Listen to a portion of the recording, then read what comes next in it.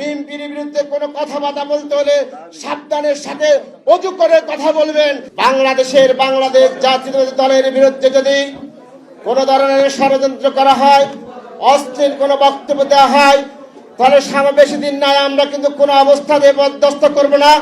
আমাদের চেয়ারম্যান সাহেব হুকুম দেয়, আমরা তোমাদের জিব্বা টেনে টেনে ছিঁড়ে ফেলবো ইনশাআল্লাহ। বাংলাদেশ জাতীয়তাবাদী দল এদেশে পেশাসে নয়। বাংলাদেশ জাতীয় দল দেশের মানুষের তো গণতন্ত্রের অতন্ত্র প্রহরী হিসেবে কাজ করছে।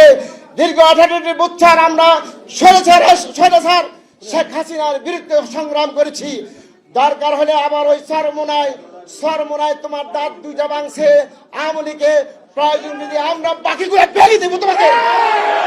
তুমি আমাদের নেতার বিরুদ্ধে এই ধরনের অস্থির বক্তব্য দিবা, বাংলার জমিনে তুমি কোথাও কোনো জায়গার মধ্যে মাহফিল করতে পারবে না, তোমাকে মাহফিল করতে দেবো না ইনশাআল্লাহ। ভিক্ষা করে খাও, ভিক্ষা করে চালাও, এত সম্পত্তির মালিক কোথায় থেকে হয়েছে?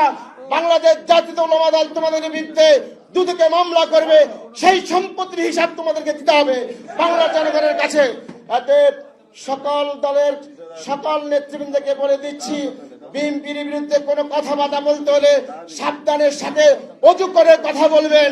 অন্যথায় বাংলাদেশ জাতীয়তাবাদী দল, বিএনপির উলামা দল, স্বেচ্ছাসেবক দল, ছাত্র দল, যুব দল, আমরা কেউ বসে থাকবো না ইনশাআল্লাহ। চরমনাই গেলে কয়, জামা শিবির গেলে কয়, বন্ধবীর তৌবাকর তারেক জিয়ার ভাই বোন, বন্ধবীর তৌবাকর তারেক জিয়ার ভাই বোন, তারেক রহমানের ভাই বোন, মুনাফিক তৌবাকর, মুনাফিক তৌবাকর তারেক জিয়ার ভাই বোন।